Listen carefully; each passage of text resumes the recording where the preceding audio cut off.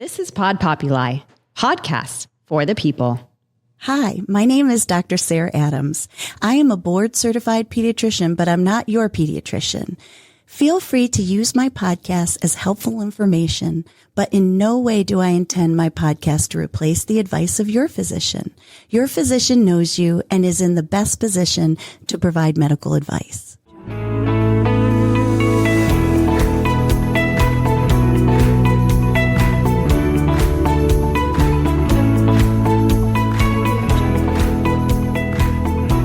Hello, and welcome to Growing Up with Dr. Sarah.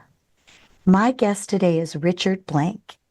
Richard's journey in the call center space is filled with twists and turns. When he was 27 years old, he relocated to Costa Rica to train employees for one of the larger call centers in San Jose. With a mix of motivational public speaking style backed by tactful and appropriate rhetoric, he shared his knowledge and trained over 10,000 bilingual telemarketers. Richard Blank is the Chief Executive Officer for Costa Rica's call center and has been since 2008. He has the largest collection of restored American pinball machines, which I find so cool, and also Ricola jukeboxes in Central America, making gamification a strong part of the CCC culture. Mr. Richard Blank holds a bachelor's degree in communication and Spanish from the University of Arizona and is certified in language proficiency from the University of Sevilla, Spain.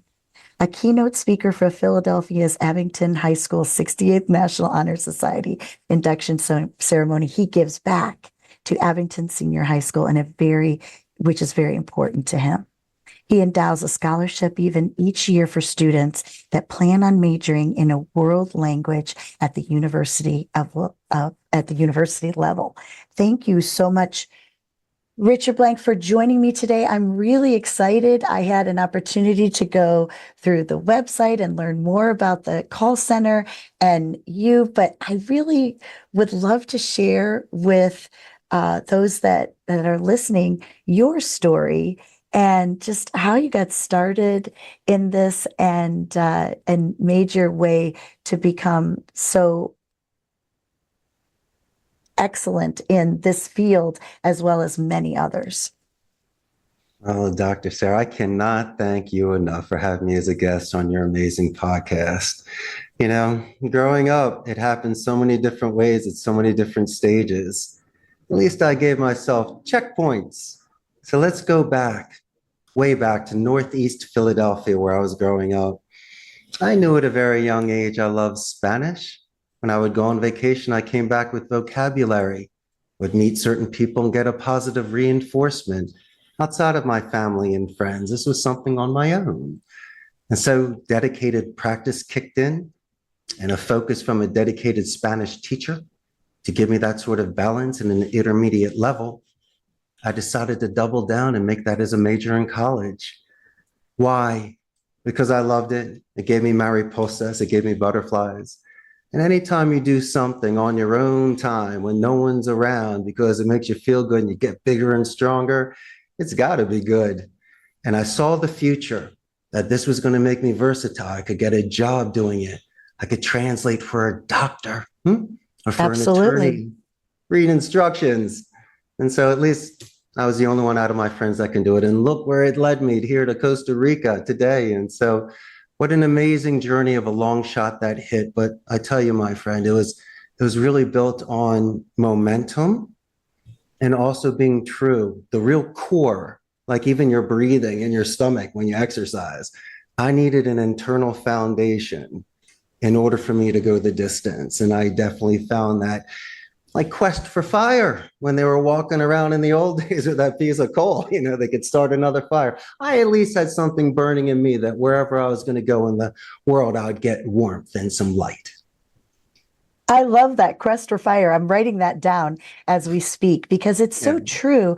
I think that being true to yourself is important. You and I had an opportunity to talk a little bit before and how you had opportunities to go for your education here, there, but you chose a place that you knew would really serve yourself well, that was more economical and also made a choice for yourself versus what others may have perceived they wanted for you to make those choices for you, you made for yourself. And that's uncomfortable for some people.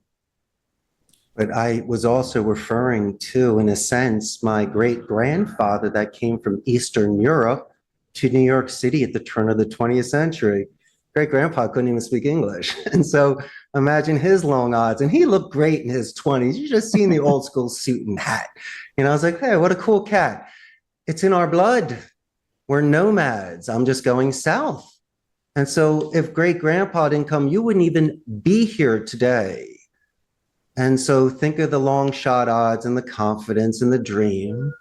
I mean, at least you're willing to drink life.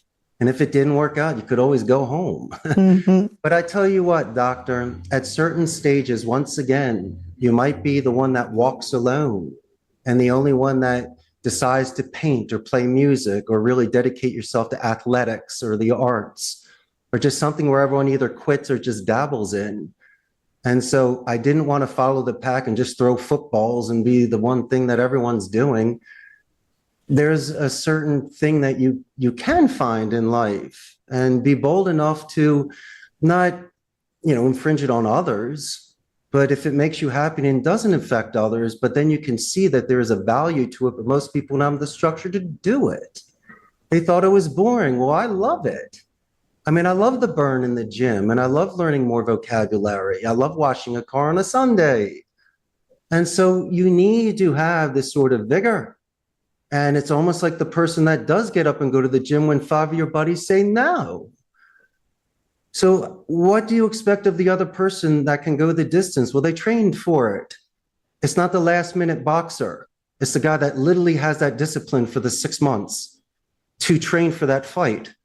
And so anytime I put my ideas down as a young man in regards to the tests you have in your teens, this thing was different because I felt James Bondish. I love that. I felt like I had a passport for the world. Yes. And anything was open for me. And it just seemed magical. I almost found magic dust. And it was something that didn't get me in trouble. And so, as I say before, I was grasping onto something beautiful at such a young age.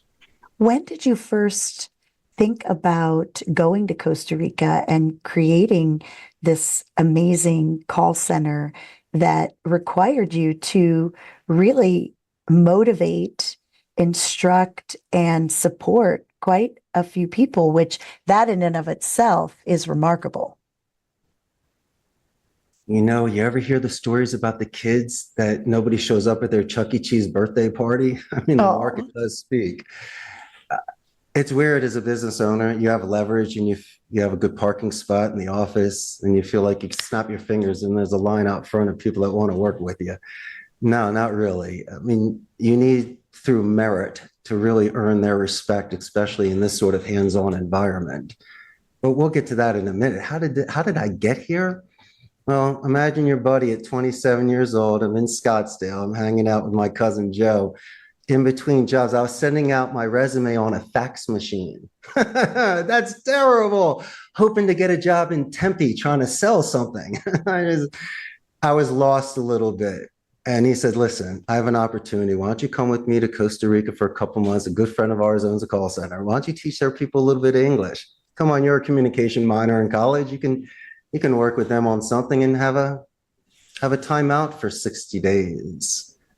And how did that go? Yeah. Walked off the plane, showed up, walked in this environment. It's just like what you think.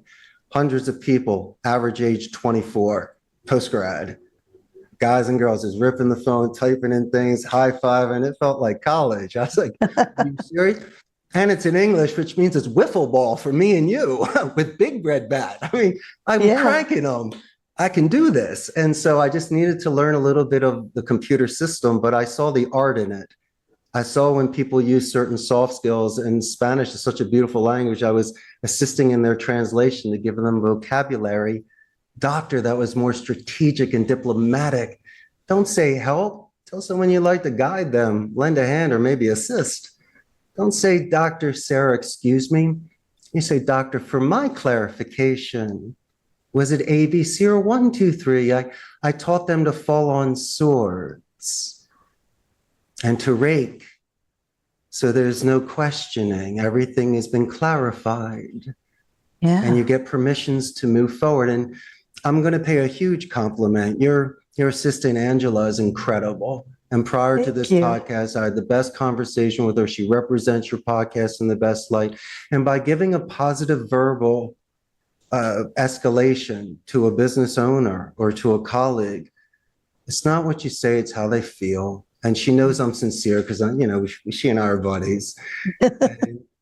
These are beautiful gifts you can do. So instead of trying to push your way into a meeting with a principal, with another parent, with a situation in a store, if you slow down and calm down and you start mentioning certain people's names in a wonderful way, do not be surprised if someone gives you the 5 minutes and brings you into an office, gives you coffee, lets you talk, and they'll solve it for you. And you don't need profanity or yelling to do it. It's just conflict management, doctor, is what we teach here as well. And I saw those soft skills too. And what brings to mind, I heard a speaker once, and she said, be stoppable. And I love that thought process because she wanted to be the type of physician that if she was walking through the hospital, someone felt safe and comfortable to stop her to ask a question, or whether it was her coworkers or the staff that she works with, to be stoppable. And what I hear you saying is collaborating and working and guiding with those that are around you. You're behaving as someone who is stoppable. Now, that's as opposed to when we say we're unstoppable, meaning we can do what we want, sky's the limit kind of thing. But what I'm talking about is in regards to interpersonal relationships, that you sound to me like someone who is stoppable. And I love that because that's something you can learn, but it's also something that is really inborn in us as well. Tried and tested, doctor, but may I make a suggestion? If it's not authentic, to be sincere, but it has to be authentic. If it does, then it'll resonate, because I'm just not going to call you chief. I'm going to say, Dr. Sarah, look what you did today. You did 44. So proud of you. You give second and third layers. Like if you have a puppy, I'm going to say, what breed is it? What's its name? And how old is it? You always go double and triple questions. You triple dip, especially if it's a good sauce. Why? Because you'll remember those facts. Secondly, it's not a glance over, so it's not like a checkpoint in and out sort of thing. You might want to make camp somewhere. Don't feel like a conversation in any situation, doctor, is horizontal. Your goal is to make it a vertical and start asking you open-ended questions. Not do you like ice cream? Dr. Sarah, what type of ice cream do you like? And then I'm going to gather your questions and start selling you double scoops. And so it's a beautiful thing. Your ship can be as big as it wants to be, but you and I are the smart ones. We're the rudder. We're the rudder. That's all you need to be. You can have the most beautiful ship that goes in circles. You still need us for the guidance, to guide a conversation like a dance. And so that's why we like to repeat certain things to people, just to ensure that you know that I know it's ABC, and the answer is 1, 2, 3. Doctor, does that make sense? And you'd say yes, and we're good to go. We don't need to flip it twice. And it reduces talk time, frustration. It's, what also, doctor, that you've studied, especially with childhood developments, it's adjustments of tones. Mm-hmm. You can't do it from a 10 to a 2. These are gradual blendings. And so I think if someone gives a question and you acknowledge, you understand the question, don't mean agree, and then send back the answer as a +2 compared to a -2, we call it a buffer boomerang technique. I would say, doctor, that's an excellent question. Mm-hmm. ABC is 1, 2, 3. And hopefully we keep adjusting it so it turns positive. And so 30-second checkpoints for people so they're not jumping ahead. And that's in any conversation. And finally, my thoughts are luxuries of time. The grave, the biggies. If you can have a night to sleep on it, write a draft and not send it, that's fine. But if it's like you and I on a customer service call, try to speak second, extend a little bit. Your priority might not be hers. They could get it out. And then they'll apologize to you and say, Doctor, sorry for yelling. And you're like, yeah, Richard, you were out of character. Make me feel guilty, and things like that, doctor. But it's not manipulation, but it's good management of time and space. And there's nice ways to make nice. Season 2 of The Sunshine Place is the story of an experimental drug rehab for teenagers called Straight Incorporated, where kidnapping, brainwashing, and torture were disguised as therapy. It's the origin story of the troubled teen industry. How do I know this? Because I lived through it. The Sunshine Place, an Odyssey original podcast in association with Robert Downey Jr. and Susan Downey, is available now on the free Odyssey app and wherever you get your podcasts. Mr. Blank, I love how the way that you communicate. And I actually, one of my other hats is I teach communication in healthcare. And so many of the things that you just said really are some of the micro skills that I like to teach. And that is open-ended questions. And I tell people you can use this in medicine, you could use it in sales, you could use it in your home. I use it with my husband all the time. And he'll look at me and he'll be like, are you using those skills on me? And I'm like, I'm just having a conversation. I'm listening. I'm reflecting. Yeah. I'm using open-ended questions because you know what I have found, in addition to more joy in my practice, and I have found more compliance. Families feel listened to and heard, and then they go and they get a say in kind of what the plan is. And then guess what? They go and they execute. And I would imagine in business, this is the type of model that you strive to work with in working with those that are in your company. I'm going to share something amazing with you. Do you want to hear the best thought? Absolutely. Romantic deaths. What is that again? A romantic death. Oh, okay. Mm-hmm. Tell me more. My industry, people receive 100 calls a day, make 100 calls a day. That's what we do. And anybody does retention for any sort of company that they work with, depending on the people that are calling. We have to ensure that at least before you get a hang up or the first scream, that you have done at least the best soft skill approach you could. Now, I'm going to share a secret for those parents that might be in business or marketing or would like to grow a business. So it's a very simple 30-second structure for anchoring. The rest is up to you. We don't have time today to talk about closing deals, but I can at least get you the intro because the body conclusions still don't exist. So focus on chapter 1. All right, listening. If you're prospecting, you always do a name drop or a company name spike, like growing up with Dr. Sarah podcast. How are you today? Why am I doing this? It's my first impressions. It's not an good morning or may I speak to. I'm also, if I may, it's only one time, but I'm using the anonymity card. It's the first breath. I get X amount of words. It's not going to be Richard Blank. Who is Richard Blank? Because no, we're not even going there. I need to relate with you. And also between me and you, I'm probably going to say it better than the person that answered the call. So I'm going to, size them up a bit. Come on, Billy, you got to step up your game. I say growing up better, but that's not the point. I'm also gauging the positive or negative reinforcement from somebody. I've seen, made, and heard enough calls where it's is this a salesman? No good, thanks. Take me off the list. Don't ever call again. You're nailed. But then if they say, who is this? Defense drops from a 10 to a 6. You can tell by the tone because I heard how you answered. Then I heard how you asked my name. We're still in the mystery section. Mm-hmm. And I would say, Dr. Sarah, that's an excellent question. My name is Richard Blank. Didn't give my company. Why? Double dip you. If you think the call is a sales call, you go, not interested, and it dies. Or you would say, who is Richard Blank? Gotcha.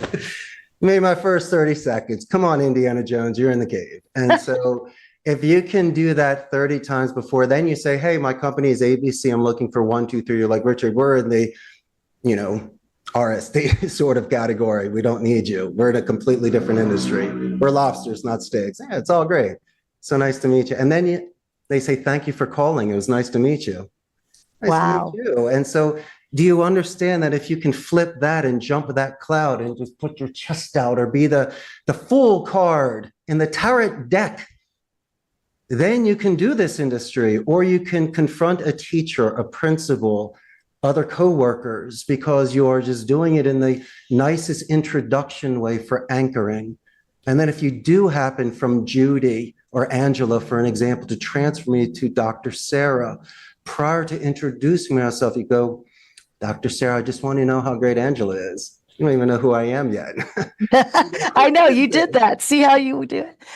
And you know what I love about that too is you're building rapport, and you're really reducing also that stereotype threat, whether it's a threat of them going, "Who this is a call I don't want, hang up," or even though the person on the other end, just by building rapport and like you said, anchoring that first 30 seconds of the conversation, it really is going to bring that anxiety down about how someone is about to perceive this conversation.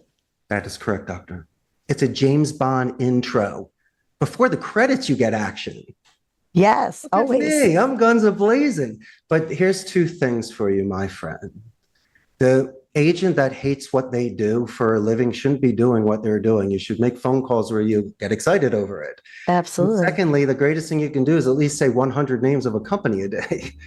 And that can snap you into it and snap them out of it, out of the trance, out of the zone of just click, click, click. Once I say the name, growing up with Dr. Sarah, how are you today? You better snap out of that. I'm not asking to speak to somebody else.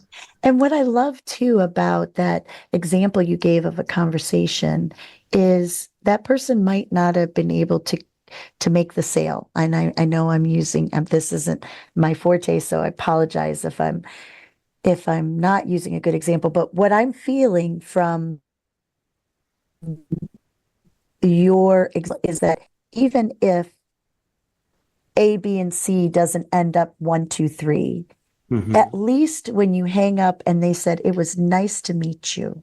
It was a joy speaking with you. When you hang up, you don't feel that defeat. You made someone smile, or whatever it is that interaction, there was a benefit from it one way or another, is what it sounds like to me. Dr. Sarah, how many people have you danced with in your life that you didn't marry? That's true. Well, what do you want me to say? We danced. I spoke to you for 2 minutes. We both really like each other, but unfortunately, you want lobster. I only sell steak. But if it ever happens, we're the first call to each other. And I have gotten in the future, you saying, Richard, it's one time a year. I got a client that needs steak, and you're my guy. And I'm like, hey, what's up, Dr. Lobster, Dr. Sarah? And so, no, my good friend, how many people have we danced with for just 2 to 5 minutes of your life? And it was charming and beautiful and wonderful. And then that's it. And so if you are spending 5 minutes of your life with somebody, and even though it's not a good fit, you didn't close the deal, my goodness gracious, why don't you just try to make it normal and really find interest? Oh, here's another thing. Okay. If you are capable of doing any sort of due diligence prior to a custom-make email, voicemail, or conversation, like you and I did prior to this call, you really anchor. You look at the LinkedIn profile, the Facebook profile, if it's public, you might see the guy playing golf or his kids or where they're vacationing. A lot of people show public stuff. It's not like you're snooping on them, but a lot of times before a big meeting, you might be interested to see who this individual is. And if he has good, social presence or nothing at all. But if you look at it in a certain way, there are times you can see a company culture. Are they wearing suits, or are they wearing jackets, or just t-shirts? Do you see the Christmas party? Do they have a tradition? Is their loading dock really nice next to the lake? You can be like, listen, that lake is beautiful, Yes. But I tell you what, that positive escalation from Angela to you, I ask my agent, says, how many people do this out of 1,000? They say, maybe one. I go, yeah, you're the only one. Nobody does these things. And so if you want to see what happens prior to a contract or any sort of commitment or giving you time, they're seeing such good graces and such class. And you being smart enough to know that you're not arguing for a position. Your first move is just setting the table for you because you weren't even paying attention to it. I'm the only one paying attention to how to make this nice so nobody's offended and everyone gets their turns. And, and by doing that, you reduce any sort of conflict and you might get 3 minutes. You're buying time, doctor, because some people say that they're busy. Next thing you know, it's a half an hour. Right. And you're getting some country time lemonade. But so don't tell me. I know your priorities, time, and don't tell me you don't have workforce management. I know you organize your time, and it's just you don't want to intrude. But in the beginning, you might give yourself a good push off the wall or some sort of 45-degree shot. My goal, my friend, is 30 seconds. Come on, doctor. Let's have 100 beautiful 30-second calls. If we're lucky, and it's a 10-minute call, that's 20 30-second calls combined into one. And they look at it that way. It's a much better structured warrior. Did you ever see Bruce Lee when he walked in the dojo and beat up like 40 people? It was amazing. Yes. They should have all jumped on him one at one time like a football pile, but they didn't. And so Bruce Lee took them all out. And so that's my point. Don't be intimidated by a long script. Turn the white piece of paper over and just show it one little section line at a time. Yes. It's a beautiful way for people to stay focused in the moment. I can see why you are so successful. And I would imagine people really enjoy working with you. That's very kind. Thank you. It's knowing that we've got, and we talk about time because I love when we get started in these conversations. Many times I don't even want to let them end because I could tell you, I know people that are listening can't see the smile on our faces and the energy that at least I feel for sure. What are some things you really want people to take home and resonate with when they're listening right now? Yes, doctor. Well, I think the number one thing is that you should not be hard on yourself. Easier said than done, but I'm talking about my own forced march, not a death march, a forced march. You think things happen in a sprint, you're crazy. In fact, I'm 52. I understand time now and the commitment that you need to have. Let's go back to the pure basics, like Quest for Fire. I need a spark. And so my sparks are making my bed in the morning. That is extreme respect to myself and my wife and just my life. It makes a circle complete. It's like the two connecting parts of it, for your bracelet. And secondly, you need to look at yourself in the mirror. I don't know, I'm not going to give you that sort of advice, but you need to look in your own eyes. And regardless of the outcome of that day, have the foundation of good faith and good intention. And don't you dare gauge it on financial, because me today, you tomorrow, and any sort of person can have some cash and be broke. I like people that have merit, almost like the David statue, it's just a person as it is and showing such strength. And so you need to think about your core. And if your core to me is paying it forward with very nice, sincere compliments to people at stores or families or people that do something nice for you, it's beautiful. But if you're also looking to get the best tables and people hooking you up with free dessert or something, compliment Billy to Joey. You want to get a free cappuccino. But that's not the point. The point is the paying forward that electromagnetic energy that you have through a smile, through a hug. Because at the end of it all, cash is not going to make you happy. And fortunately for me, doctor, I chose a lucrative industry and got very lucky and the stars were aligned. And there's only so many dinners you can eat. And so there are certain stages of individuals where they want to pay it forward in one way. And thankfully, I have a linguistic environment where people do want to learn advanced soft skills so they can manage conversations and retain relationships. And I have them study even, Helen Keller, for an example, the master communicator that I try to explain, and this is with all due respect, There is a Helen Keller Institute in Desamparados. It's for, blind and deaf children. But when you remove one or more senses, others get expanded. She was such a genius where her taste, touch, and smell, she connected to our world, created a language with Anne Sullivan, and the rest is history. But we're removing our taste, touch, and smell. And so I know our hearing gets expanded, but what about sight? So I have them play my favorite age is like 6 to 9, where it's still fantasy reality of when children are growing up. So you have to use your image streaming, your fantasy, your imagination. What do you see when you're speaking to Dr. Sarah? What is going on there? And so I try to have them really use much more colorful vocabulary. So our calls, doctor, are more like a painting instead of a print, live theater compared to movies. And if they can be that sort of, have that lucidity, and really capturing what they see. My goodness gracious, how could you hang up on somebody like that or reject them to come into your office for a meeting to solve a problem with your kid? I mean, it's charming, it's being clever, and you're not compromising ethics, values, or morals. Excuse me if I'm more polished than the next guy dropping F-bombs and sounding unorganized and frustrated. You need to practice rhetoric. And you should gravitate towards certain speeches or interactions where you admired somebody's demeanor and how they reacted.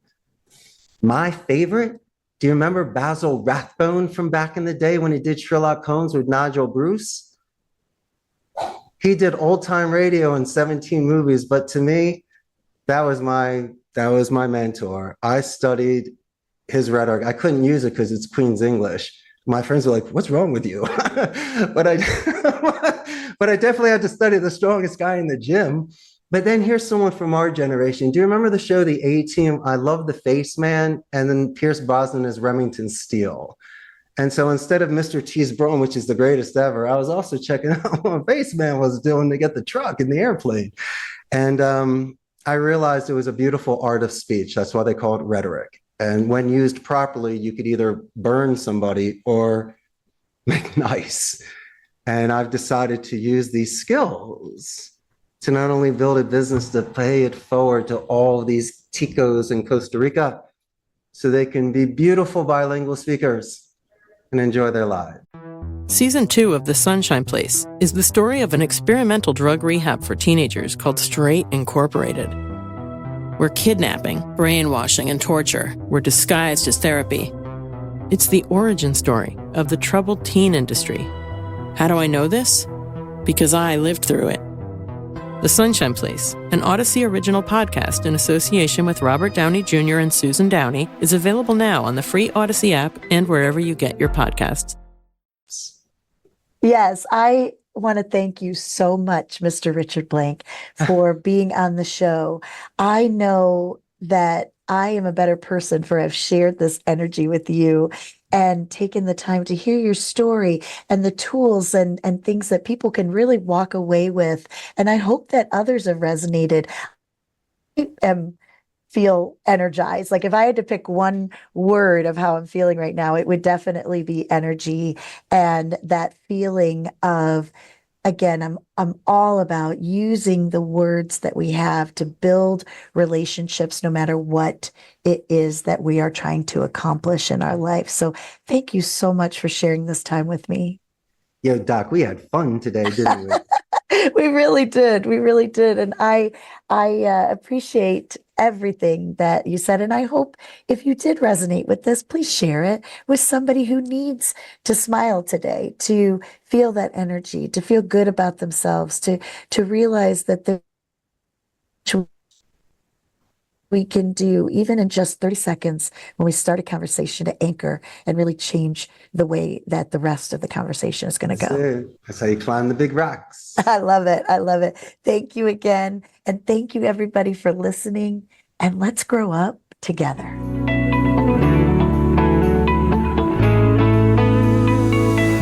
Thanks for listening to another episode of Growing Up with Dr. Sarah. If you enjoyed this episode and think the information shared here today could benefit someone else, take a screenshot of the episode and post to your Instagram story. Make sure you tag us at Growing Up with Dr. Sarah so we can spread the word about the show and continue to grow in our mission to support as many parents and families as possible.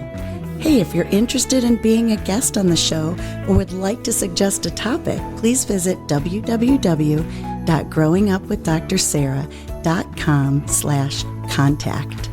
Thanks again for spending time with us today.